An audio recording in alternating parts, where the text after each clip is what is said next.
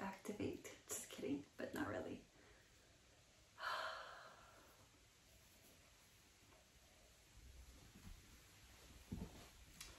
Hi, my name is Pua, and about a year and a half ago, actually it was February 2022, right after I turned 40, Jesus saved me out of the New Age, among other things.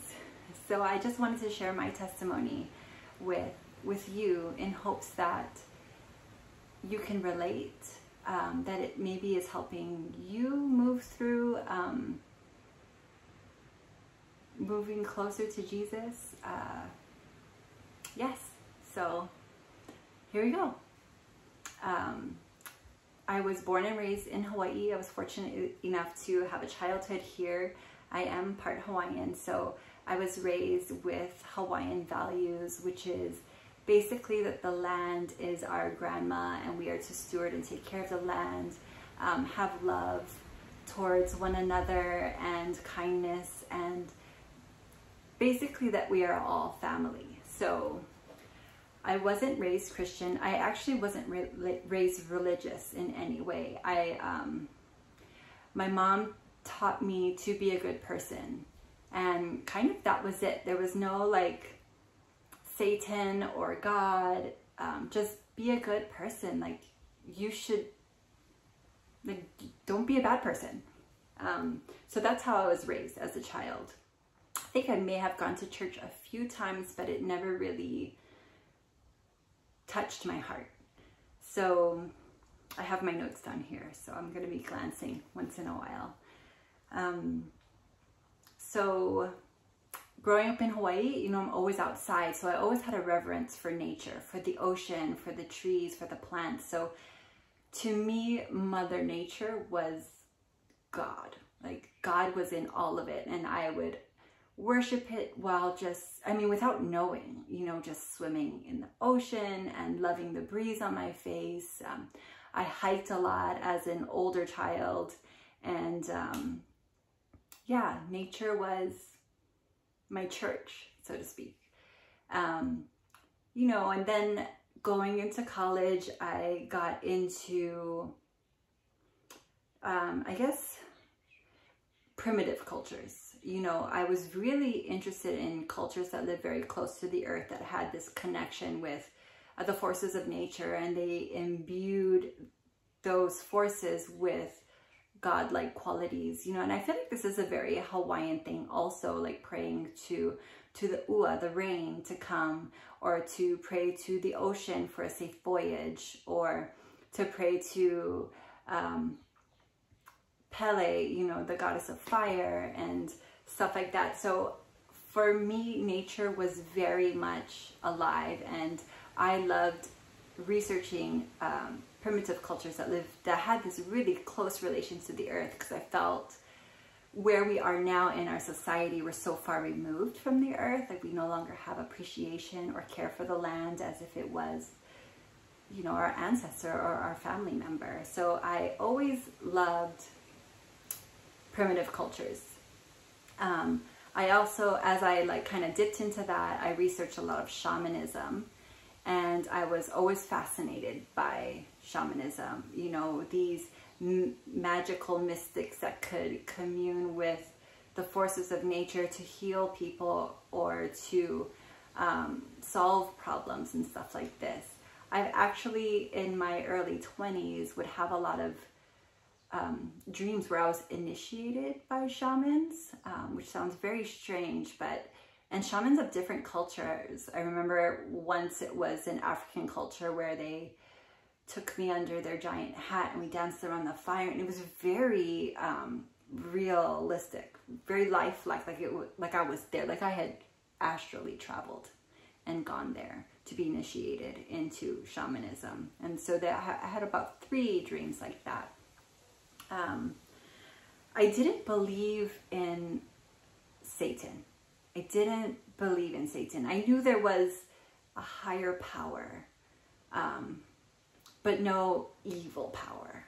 I thought that heaven and hell was, well, first I thought Satan was a imaginary person, like the boogeyman, created to help people be good people. Like, ooh, you better not be bad because the boogeyman is gonna take you away. Or that's what I thought Satan was.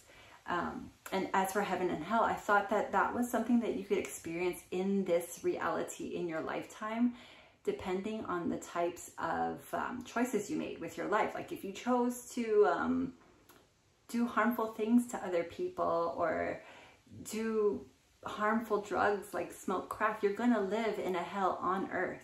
But if you chose to be kind and loving and generous towards others, you were going to live in a heaven on earth. Yes. So basically where I've come from, all these things formed my belief, which was we are all God. You know, me, the trees, you, the animals, the earth, the air, the sky, the stars. It was all God experiencing this reality. We are all different pieces of God, but the same God, experiencing what life was like on earth. I was always a good person, just, you know, being kind and loving towards others, giving people the benefit of the doubt, putting them up here, not like they had to work their way up to prove that they were good. I just automatically thought that people were good. I had love for people. It's just, I feel was just a good person by my standards. So fast forward, I am now a mom and have a family of my own, 3 little children. But about 2019, I got into network marketing. And I did a lot of online stuff. And the thing with network marketing is it takes a lot of self-discipline and self-belief. And that was something that I was missing, like belief in myself or having confidence to show up as a salesperson. So I did a lot of work on myself, which I am so grateful for because I have become a better person because of it. But it led me down to a lot of self-help books, how to, you know, decondition yourself from maybe some of the things, the negative thoughts that you grew up with. And then I found the law of attraction. And I read, I think, Money and the Law of Attraction. And I was blown away by some of the things I read in that book. I was thinking, this is what I thought my whole life. And it is written in a book. Like I've always known this hidden wisdom. But now I can see it on a page of a book. And I was just like blown away by it. Because these are the things that I've always done. Like I've always been positive. I've always had a positive outlook. So I thought, oh, this is going to be a piece of cake. If it's written, it's a law of the universe that you're going to attract the things that you think about, or the energy that you put out is the frequency of which the other things are going to come towards you. This is going to be a piece of cake for me because this is like who I am. This is how I do things, how I live my life. So I was in network marketing for about 2.5 years, and all the while doing all the things, showing up for myself, doing the visual meditations, super deep meditations. I can't remember the man's name, but I would do a lot of his meditations online. Bob Proctor, this man, and I can't remember it, but if I remember, I'll put it down below. I would do a lot of his visual meditations and, you know, empty my vessel to vibrate at the frequency that will allow me to attract more of what I wanted. So basically, I was trying to attract more worldly things because I had happiness, I had love, I had security really, but I wanted financial abundance. I wanted generational wealth. And I remember going to my mentors and asking them, you know, I'm working so hard. I'm showing up consistently online. I'm doing all the things. I mean, granted, I was making sales, most definitely, but I wasn't seeing the promise, that dangling carrot of the passive income or the financial freedom that I was trying to sell to other women. And I would go to them and say, well, what am I doing wrong? Like, what can I do more of? And they would tell me, oh, you have your blockages. There's blockages within your body, maybe from your past trauma or all this stuff. So it sent me on another spiral of searching for, okay, now where are my blockages? Where am I, what do I need to heal? So I went through a whole journey of healing my inner child, forgiving certain people in my life that I thought may have contributed to trauma, which I didn't really experience any kind of trauma. Honestly, if I'm honest, I had a very beautiful childhood. I was very loved by both my parents. And had a lot of family around me. And I mean, I was a very quiet person, very shy, didn't have a lot of friends. So I was kind of a loner, but I was totally satisfied and happy in that. Like, it didn't bother me. I wasn't lacking anything. I didn't feel lack. So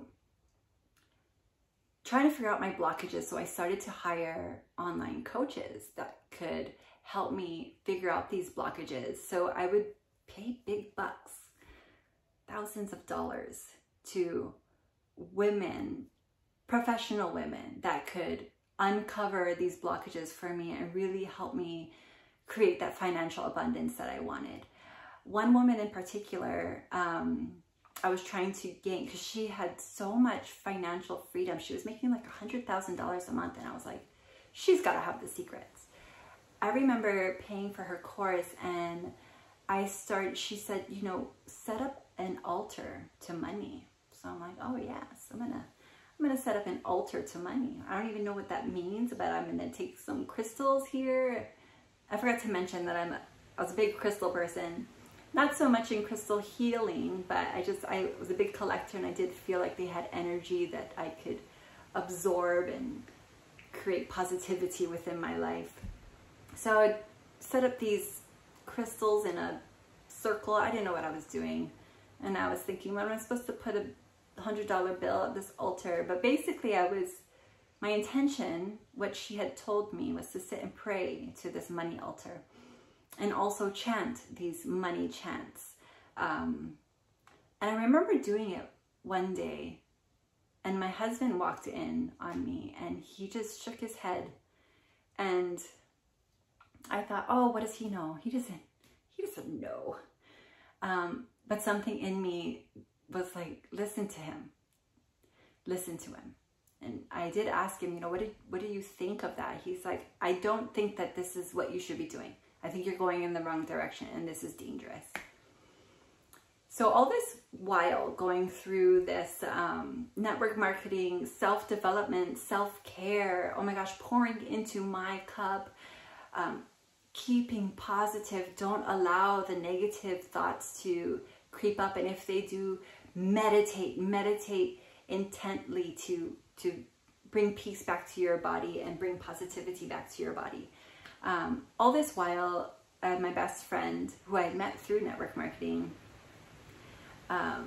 Julia, she was very similar to me. We were, you know, really into ascension and 5D and leaving our three-dimensional self behind, and, you know, ascending to this higher plane and living in pure light. We were in this new agey space, I guess you would call. And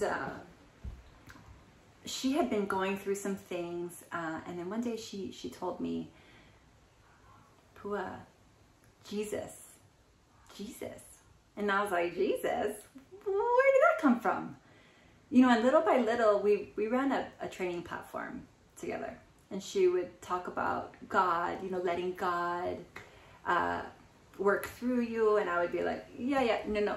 Letting the universe talk through you or work through you, and letting the universe provide.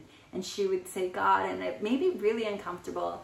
And then she told me, Jesus is the only way. I remember this because we were sitting at my kitchen table. Jesus is the only way. And she said it was such love and just calmness and just a beautiful smile and just radiating. And there was something in me that didn't like that. Like I almost feel like I had a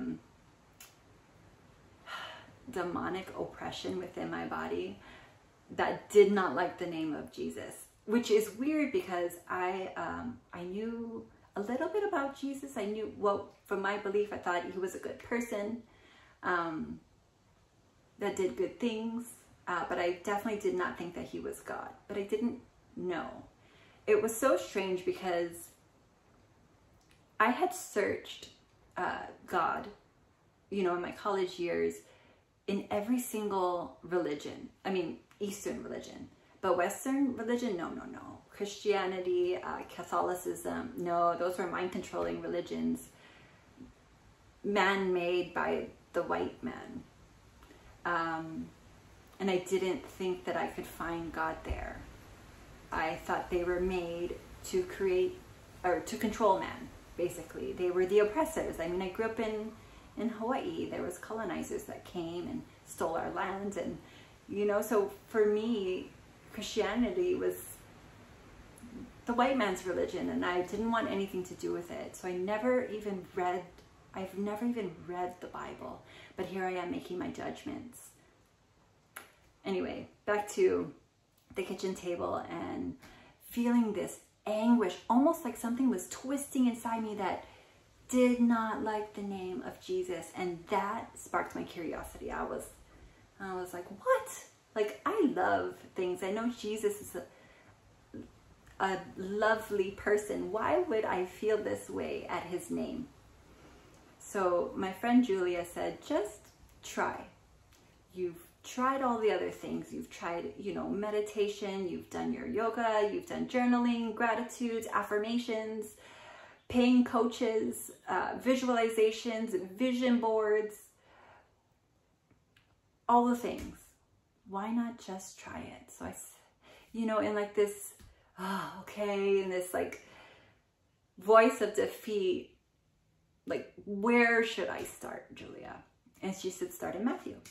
So it was surprisingly really easy for me to get a Bible. I think it is just an easy thing, but I opened Matthew hesitantly, like, okay, here I go, I'm going to try.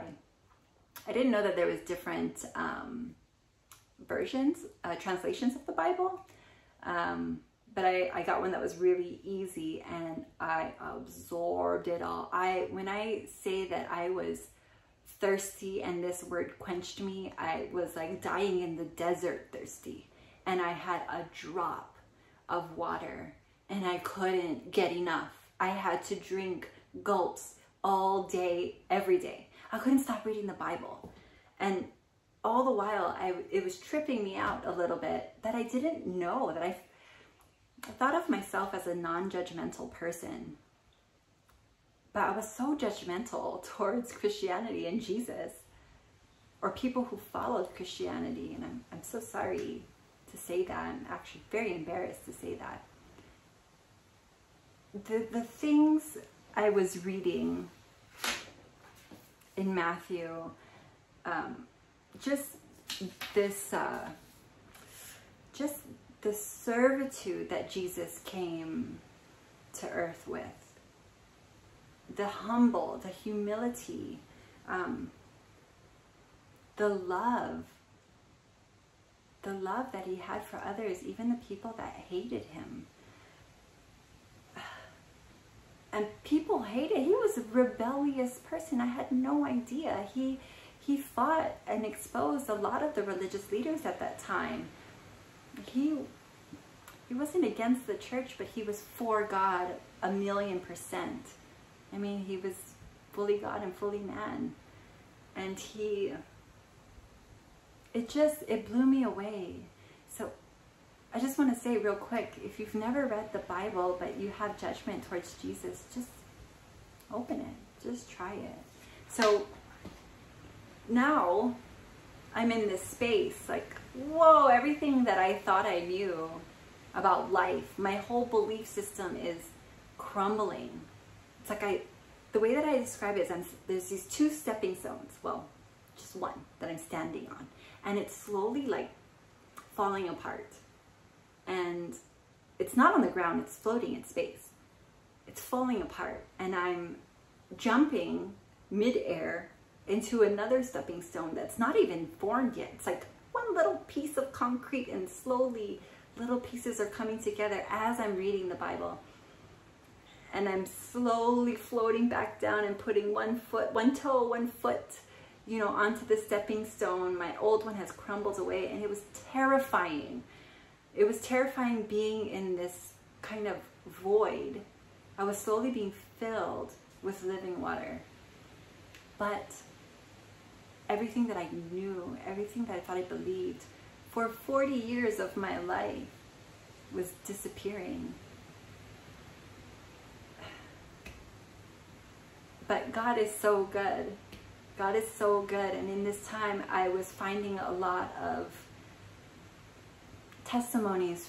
You know, I was searching YouTube for testimonies of people who I could relate to, who came from where I came from and had chosen Jesus. I wanted to know there was people just like me. Like, why did they choose Jesus? What was it? Or why did Jesus finally choose to reveal himself to them? So I'm reading. It took a year and a half before I felt solid and comfortable. It wasn't an overnight, oh my gosh, Jesus is the way. It was kind of a back and forth for a long time. Like, really though, like, I think I was happy in my positive love world, believing that all is one and we are all together in different vessels, but the same essence underneath, which is God. You know, that felt so comfortable for me, that felt so right, that felt so true. And to have a truth that you stood on so solidly for 40 years just crumble away as you read the word and read the truth, it was terrifying. It was terrifying. So my friend Jules had said, you know, why don't, you know, because I would converse with her a lot, asking her tons of questions. Thank you, Jules, for all of your patience. And she said, why don't you ask? Just ask him. Ask him to come into your heart. So I remember getting ready one morning. I was going to take my kids to a park on the other side of the island. And I said, God, you know, I understand you with my mind. Like, I see the goodness of you. I see the beauty of you. But I'm not feeling it. Like, it doesn't feel 100% just yet. Like, could you please make me feel you in my heart? That day, got in the car to drive, was listening to some podcasts, and I just had this overwhelming sense, overcome by the glory of God. He touched my back, and I don't know if that's real or if it's my imagination, but he touched my back, and I had said, I'm so sorry. I'm so sorry. I had no idea. I had no idea that I was giving so much credit to the universe, to me. Like, oh, I just love people. I feel these things. How great is it? And I said, I'm so sorry. I didn't know. And he touched my back and he said, it's okay. I've just been waiting for you. I've been waiting for you. Excuse my ugly cry. I've been here, Pua. I've been watching. And I was waiting for you. And that's what's so amazing about God, is he gives us a choice. He doesn't force us to love him or to see him or to acknowledge him. He loves us so much that he sends us off to be influenced by the world or to live freely as we choose. But he's there at the door, just waiting for you to open it. And I'm just so grateful that he knocked loud enough through my friend Jules that I opened that door. So now I'm in this space. I've had a very peaceful life. Jesus rocked my world, turned it upside down, made it better in so many ways. But I started to feel a fight for my soul. I didn't practice witchcraft. I mean, I did some like manifestation crystal-y stuff, but I did meditate a lot. I did empty my vessel to allow whatever to come in. I didn't know. Thought it was positive. I allowed peaceful spirits to come into my body. So I experienced a little bit of spiritual warfare. I would experience nightmares, which I've never had nightmares of demons before, but I have had demons in my way trying to block my path. Just dreams, but I've also had one night I was making love to my husband and there was a demon there with us. I know that's too much information, but there was a fight for my soul. My youngest child, who was 4 at the time, she had these intense tantrums that it was like so out of character for her, where she would growl and be so upset just for the smallest things and spit. And that really alarmed me. And I really did feel that there was some, I don't know how else to say, but demonic spirits fighting for me. I was never bothered by them before because they already had me. And you know, Satan disguises himself as an angel of light. He's not going to be this like scary man with a pitchfork and, you know, the ways that we think that we're told, you know, as we're younger. He comes with so much truth and a little bit of lie. And in, you know, meditations or manifesting for what I wanted in this material world, you know, I feel like that's how he got me. I was so deceived. Yeah, I'm so grateful. And I just want to say real quick that this is not an attack on what you may believe at all. This is just me sharing my story. So I know now that God created us with a God-shaped hole in our hearts, and the only thing that could fill that is God himself. We try to fill it with these worldly things. You know, for some people it's drugs, for some people it's drinking, for some people it's sex, for some people it's love from others, wanting to be accepted, filling it, or success. We try to fill it, but I don't think we ever truly feel fulfilled unless it is God.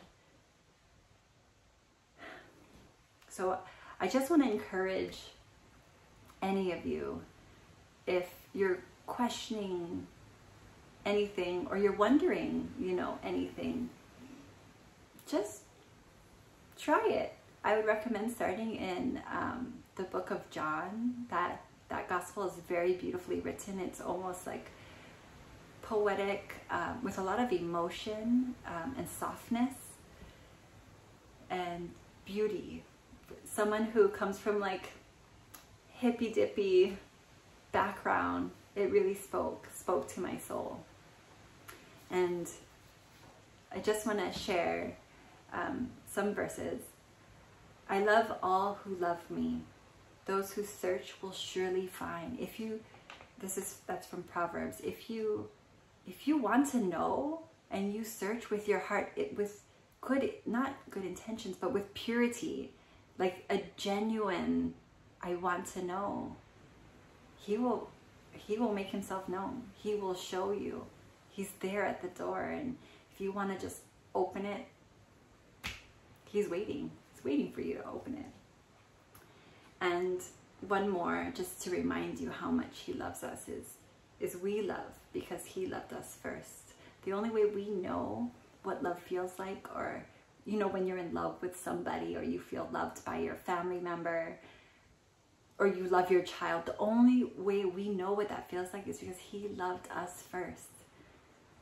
And man, he loves you so much. He knows how many hairs are growing on your head.